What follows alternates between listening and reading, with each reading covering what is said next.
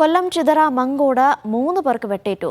മങ്കോട് സ്വദേശി ദീപു, കിഴക്കുംഭാഗം സ്വദേശി ഷഫീഖ്, ബിജു എന്നിവർക്കാണ് വെട്ടേറ്റത്. തടി കയറ്റുന്ന തൊഴിലാളികളുമായി ഇവർ വൈകിട്ട് തർക്കത്തിലേർപ്പെട്ടിരുന്നു. 3 പേരെയും തിരുവനന്തപുരം മെഡിക്കൽ കോളേജ് ആശുപത്രിയിലേക്ക് മാറ്റി. തടി മുറിച്ചതുമായിട്ട് ബന്ധപ്പെട്ട് ഈ ലോഡ് കയറ്റി വരുന്നൊരു സാഹചര്യം ഉണ്ടായിരുന്നു. അങ്ങനെ ഈ കേബിൾ പൊട്ടി, അത് കെട്ടിത്തരണമെന്ന് ആവശ്യപ്പെട്ടുകൊണ്ട് ദീപുവും ചെന്ന് പറയുകയും അതിൻ്റെ അടിസ്ഥാനത്തിൽ അത് കെട്ടിക്കൊടുക്കാമെന്ന് പറയും. പിന്നെ അതിന് ശേഷം ഇവർ തങ്ങൾ വാക്കുതർക്കം ഉണ്ടാവുകയും അതാണ് ഈ അക്രമത്തിനും ഈ വെട്ടിലെത്തിക്കും. അതിൽ ഒന്ന് ദീപു, ഒന്ന് ഷഫീഖ്, ഒന്ന് വാളു ബിജു. ഈ 3 പേര് അതിക്രൂരമായിട്ടാണ് ഇവിടെ ഇട്ട്. ഈ വാളു ബിജു എന്ന് പറയുന്നത് നേരത്തെ ക്രിമിനൽ കേസിലൊക്കെ പ്രതിയാണ്, ഒട്ടനവധി കേസുകളിൽ പ്രതിയാണ്. ലിജോ റോളൻസ് ഉണ്ട് വിവരങ്ങൾ നൽകാൻ. ലിജോ, എന്താണ് സംഭവം?